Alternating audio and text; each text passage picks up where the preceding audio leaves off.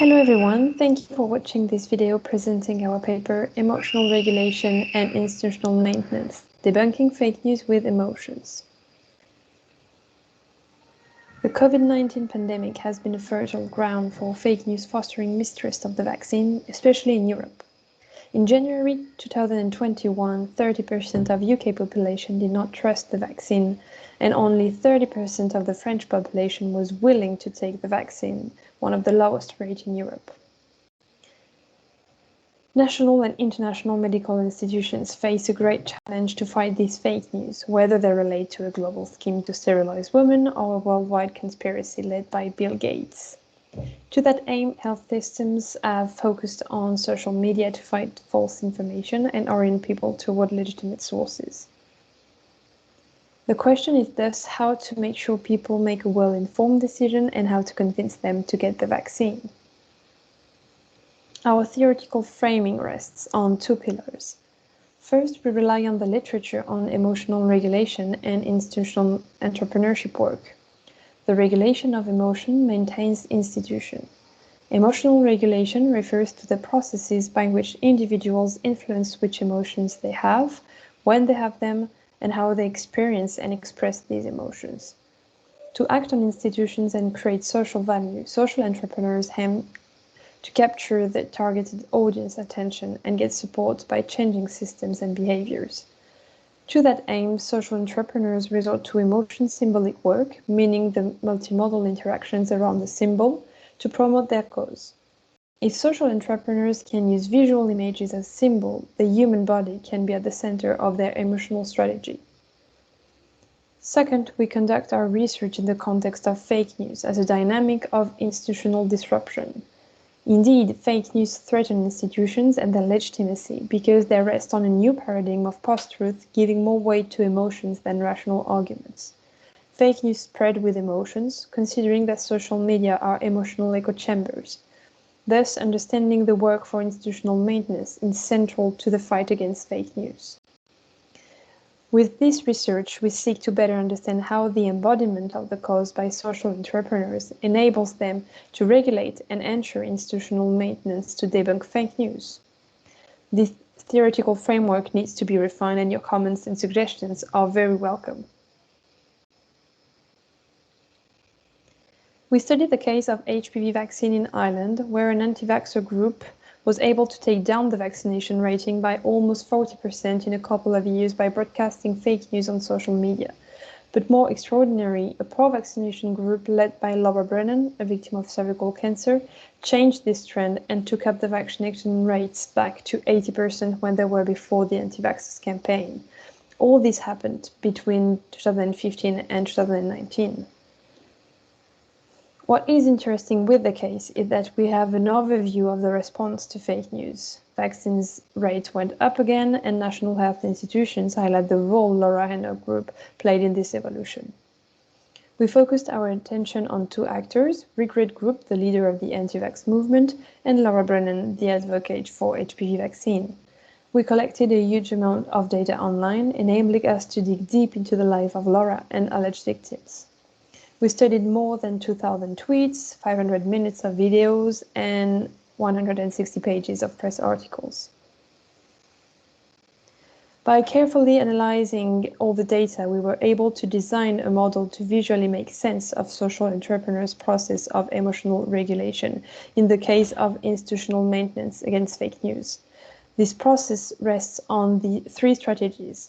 First, strategies mirroring fake news producers, the institutional disruptors, enabling social entrepreneurs to connect to the audience and create identification to the cause. Second, emotional regulation strategies with the entrepreneurs enable them to distance themselves from the sources of fake news and create positive energy around the cause. And lastly, social entrepreneurs employ strategies that lead to the enactment by the audience and concrete action towards institutional maintenance. Laura resorted to what we call mirroring strategy that reproduced negative emotions used by Regret and helped the supporters of the anti-vax movement to identify with Laura. To that aim, she creates identification with the audience through negative empathy, showing that her suffering is real and it could happen to anyone. Based on her testimony, she calls out for attention through moral shock. For example, in the documentary relating her life, she is shown in repose inside a coffin at the very beginning of the video. Creating an emotional bond with the audience with negative emotions also rests on debunking false information conveyed by anti-vax. She resorts to symbolic violence against these distractors, pointing out that they deliberately scare people and lie about the truth. Contrary to anti-vaxxers, Laura built on the empathy created through negative emotion to distance herself and turn this into positive emotions and foster support for the cause. She relies on reverse identification for people to relate to her. She does not want to be seen as a victim and wants to convey positivity and strength. Her strategy is deeply intertwined with science, and she gets, as well as transfers, the legitimacy to the scientific community, especially by working with recognized institutions like WHO and giving people links to relevant scientific studies. To transform this emotional energy into action from the audience, Laura and her supporters deployed an enactment strategy to take the vaccines rate up. Laura and her supporters insist on the hope to eradicate cervical cancer, considering that it can be prevented with the HPV vaccine. This led to empowering the group by transferring the responsibility to act to institutions as well as individuals, and especially after her death in March 2019. Our work aims at making three theoretical contributions. First, we contribute to the understanding of emotional regulation and institutional maintenance. Our work represents a case of collective action for institutional maintenance against the work of a group of disruptors, which is a rare contribution in the literature on collective action. We answer a call to better understand how collective action is structured and how competing arguments are structured to raise awareness about an issue. We contribute to the understanding of emotional regulation by organized groups to coerce conformity and disrupt institutions through the manipulation of both negative and positive emotions. We show it can help to create a position of power for institutional entrepreneurs and contribute to the collective enactment of a cause. We present a model of emotional regulation, and we stress the importance of identification and embodiment as a symbol. Second, we contribute to the understanding of the multimodal generation of emotions by social entrepreneurs. We show the importance of the embodiment of the code in the regulation of emotions for institutional maintenance. We specify how effective embodiment alignment can foster collective energy toward institutional maintenance. This alignment enables social entrepreneurs to foster identification from the audience to their cause, as well as generating emotions through the embodiment of extreme emotions. Third, we contribute to the understanding of fake news. We argue that the use of emotions are crucial for counteracting of fake news beyond the strategy based on rational arguments made through scientific claims currently defended by the literature. The use of emotions fosters the spread of fake news but can also hinder it if used as a response. We describe the process of emotional regulation and show that it helps the group regulate their emotional state before being cognitively counter-argued.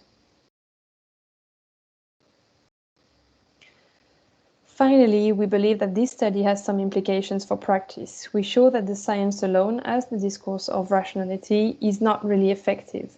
We need to understand what emotions fake news evoke and how to overcome them.